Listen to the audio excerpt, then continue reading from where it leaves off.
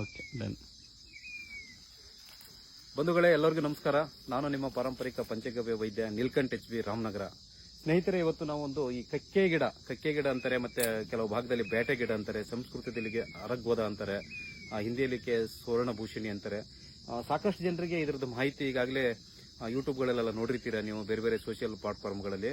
So ಇದರೊಂದು ಅದ್ಭುತ ಒಂದು ಔಷಧಿ ಗುಣ ಏನಂತಂದ್ರೆ, ಈ ಕಕ್ಕೆಕಾಯಿ ನಿಮಗೆ ಸುಮಾರು ಈ ಒಂದು ಮೇ ಎಂಡು ಅಥವಾ ಜೂನ್ ಭಾಗದಲ್ಲಿ ನಮಗೆ ಈ ರೀತಿ ನುಗ್ಗೆಕಾಯಿ ತರ ಜೋತ್ ಬಿದ್ದಿರುತ್ತೆ, ಕಪ್ಪುಗಾಗಿ ಒಣಗಿರುತ್ತೆ ಇದು.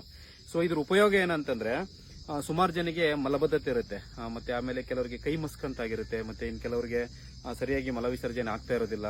ಸೊ ಅಂತವ್ರು ಏನ್ ಮಾಡ್ಬೋದು ಅಂದ್ರೆ, ಕರಳುಗಳು ಶುದ್ಧಿ ಇಲ್ದಿರೋರು, ದೇಹ ಶುದ್ಧಿ ಇಲ್ದಿರೋರು, ಮತ್ತೆ ಕೆಲವು ಜನಕ್ಕೆ ಏನಾಗಿರುತ್ತೆ ಅಂದ್ರೆ, ಈ ಕರಳು ಶುದ್ಧಿ ದೇಹ ಶುದ್ಧಿ ಇಲ್ದಿರೋದಕ್ಕೆ ಚರ್ಮ ಕಾಯಿಲೆಗಳು ಬಂದಿರ್ತವೆ, ಸ್ವಲ್ಪ ದದ್ದಾಗುವಂಥದ್ದು, ಬೇರೆ ಬೇರೆ ಕಾಯಿಲೆ ಆಗುವಂಥದ್ದು.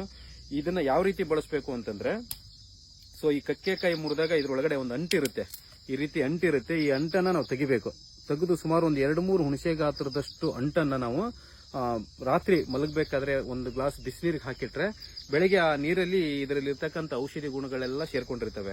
ಸೊ ಬೆಳಗ್ಗೆ ಒಂದು 5:30-6 ಗಂಟೆ ಟೈಮಲ್ಲಿ ನಾವು ಎದ್ದಾಗ ಅದನ್ನ ನಾವು ಖಾಲಿ ಹೊಟ್ಟೆಯಲ್ಲಿ ಕುಡಿದು ಒಂದು ಅರ್ಧ ಗಂಟೆ ಆದ್ಮೇಲೆ ಸ್ವಲ್ಪ ಬಿಸಿನೀರು ಕುಡಿದ್ರೆ ಏನಾಗುತ್ತೆ, ಕರಡುಗಳೆಲ್ಲ ತುಂಬಾ ಕ್ಲೀನ್ ಆಗ್ತವೆ. ಯಾವ ರೀತಿ ನಮ್ಮ ಹಲ್ಲುಗಳಿಗೆ ನಾವು ಬ್ರಷ್ ಚುಜ್ಜಿ ತೆಗೆದಾಗ ಎಲ್ಲ ಹಲ್ಲು ಕ್ಲೀನ್ ಆಗ್ತಾವಲ್ವಾ, ಆ ರೀತಿ ಸಣ್ಣ ಕರಳು ದೊಡ್ಡ ಕರಳೆಲ್ಲ ಕ್ಲೀನ್ ಆಗಿ ಮಲ ವಿಸರ್ಜನೆ ಎಲ್ಲ ಆಗ್ತದೆ.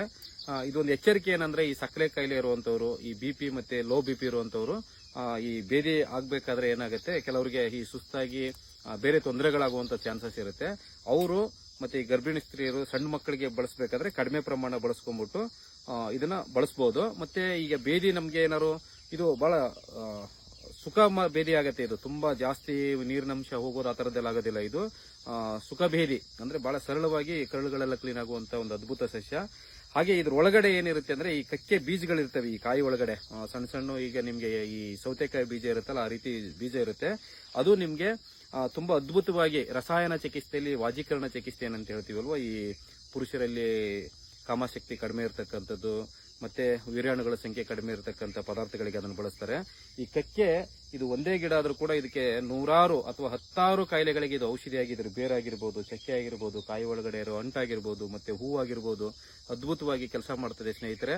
ಸೊ ಈ ಕಕ್ಕೆಕಾಯಿನ ನಿಮ್ಮ ಮಲಬದ್ಧತೆಗೆ ಬಳಸ್ಕೊಳ್ಳಿ ಈ ರೀತಿಯಾಗಿ ಅಂತ ಹೇಳ್ತಾ, ಈ ಒಂದು ಗಿಡದ ಉಪಯೋಗವನ್ನು ತಿಳ್ಕೊಂಡಿದೀವಿ ಅನ್ಕೊಂಡು ಈ ಸಂಚಿಕೆಯನ್ನು ಇಲ್ಲಿಗೆ ಮುಗಿಸೋಣ ಸ್ನೇಹಿತರೆ. ಎಲ್ಲರಿಗೂ ನಮಸ್ಕಾರ.